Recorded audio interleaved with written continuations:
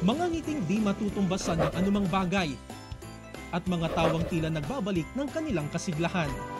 Ngayong Kapaskuhan, mahigit 100 senior citizens ang pinasaya ng mga mag-aaral ng Pangasinan State University San Carlos Campus sa kanilang gift-giving activity sa Barangay Lilimasan, San Carlos City, Pangasinan.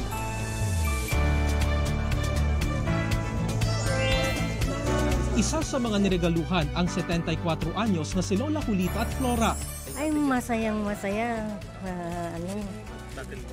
Siyempre, nabigyan ka ng kaya ang saya-saya ko. Kami tuwang-tuwa. Na ganito, kasi Merry Christmas po na lang ba. Tuwang-tuwa talaga.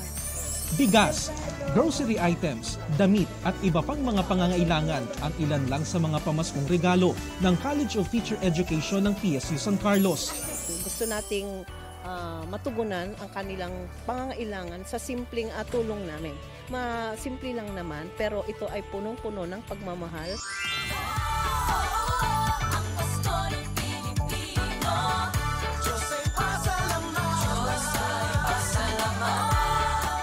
Ngayong Kapaskuhan, naway maipadama ng isa't isa ang tunay na kahulugan ng Pasko sa pagkakaroon ng pusong puno ng pasasalamat.